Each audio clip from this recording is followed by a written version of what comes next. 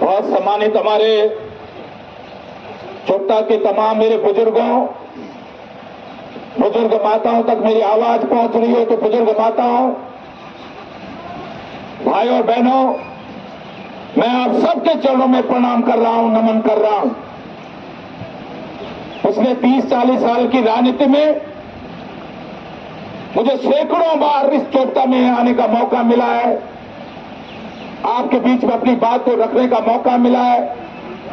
कभी मंत्री के रूप में, कभी आपके बेटे और आपके भाई के रूप में मुझे आपके बीच में आने का मौका मिला है। आज एक ऐसी परिस्थितियों में मैं आपके बीच में आया हूं जब ये चुनाव केवल चोपता का चुनाव नहीं है, ये चुनाव केवल केदारनाथ विधानसभा का चुनाव नहीं है, ये चुनाव अंकिता भंडारी को न्याय देने का चुनाव है, उत्तराखंड की बहु बेटियों को न्याय दिलाने का चुनाव है। ये चुनाव कांग्रेस पार्टी उत्तराखंड के उन तमाम नौजवानों को जो आपका बेटा, आपका भाई जब तैयारी करता है, नौकरी की तैयारी करता है, पेपर लीक हो जाता है, पेपर लीक हो जाता है।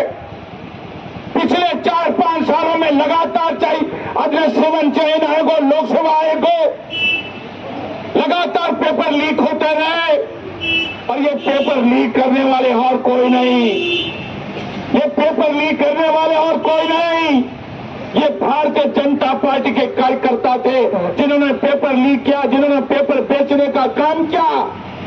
जो आपका बेटा, आपका भाई मेहनती था, पढ़ने में होशियार था, बाबू बन सकता था, सब इंस्पेक्टर बन सकता था, पुलिस का सिपाही बन सकता था, पटवारी बन सकता था, लेकिन उसके आपके पास पैसा नहीं था, आपके बेटे के पास, आपके भाई के पास पैसा नहीं था, इसलिए आपका बेटा, आपका भाई पटवारी नहीं बन पाया, पुलिस में सिपाही नहीं बन पाया, सब इंस्पेक्टर नहीं बन पाया, सचिवालय में बाबू नहीं बन पाया, पीडीओ ब्लॉक डेवलपमेंट ऑफिसर नहीं बन पाया।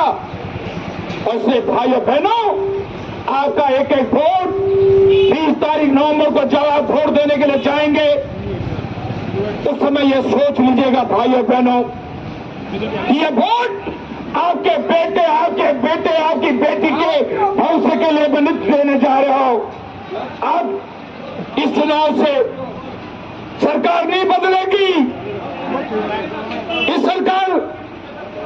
इस चुनाव से सरकार नहीं बदलेगी, लेकिन इस चुनाव से उत्तराखंड के लोगों के, उत्तराखंड के नौजवानों के, उत्तराखंड की बेटियों बहू की तकदीर बदल जाएगी। सरकार पे अंकुश लगेगा, सरकार पे अंकुश लगेगा। और इसलिए भाई और बहनों, मैं आज आपसे विनती करने के लिए आया हूं, मैं आज आपसे अनुरोध करने के लिए आया हूं, क्या चोपता के लोगों से विनती करने के लिए आया हूं।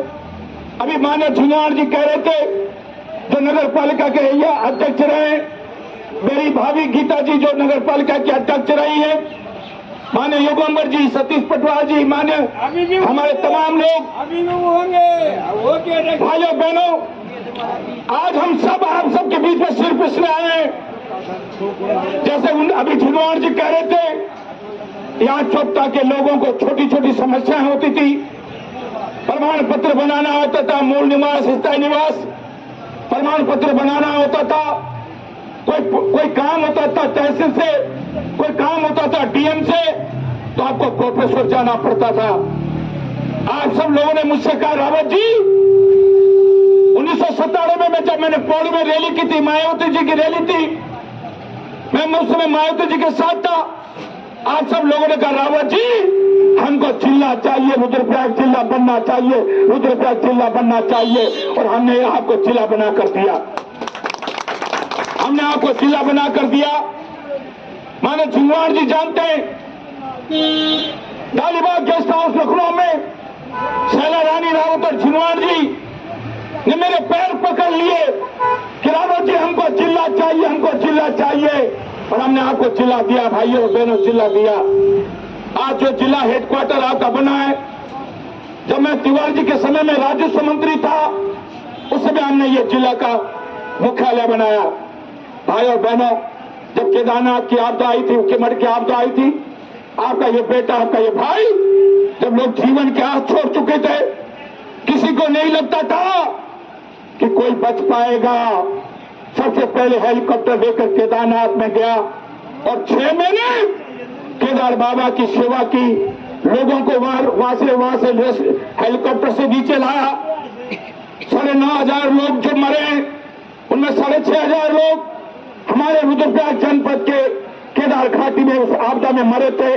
भाइयों बहनों, हम उसको लौटा, आपके बेटे, आपके भाई को लौटा तो नहीं सकते थे, लेकिन आपके उस दुख दर्द में सम्मिलित होने का हमने काम किया।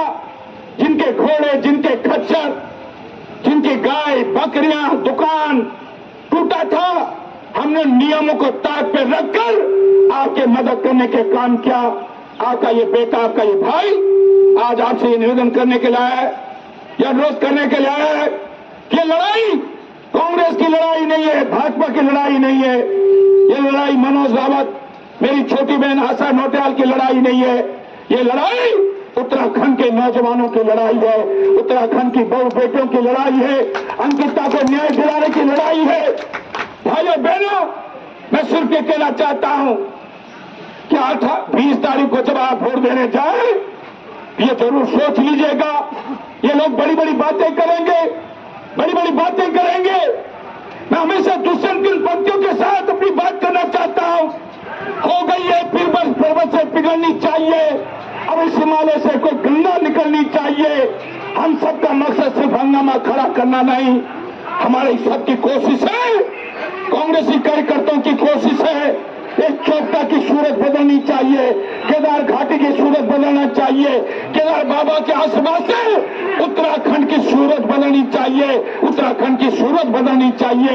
आइए, ये सूरत बदलने का अभियान, नौजवानों के भविष्य को सुरक्षित रखने का अभियान, ये अभियान आप और हम सब मिलकर 20 नवंबर को हाथ के निशान के सामने का बटन दबाना है कि नहीं दबाना है? तो जोर से बोलो, दबाना है कि नहीं दबाना है? दबाना है। अरे आप सब बोलो, जो जहां तक मेरी आवाज पहुंच रही है, जहां तक मेरी आवाज पहुंचे, 20 नवंबर को हाथ के निशान के सामने बटन दबाना है कि नहीं दबाना है? पक्का? बड़ा जी कहना थे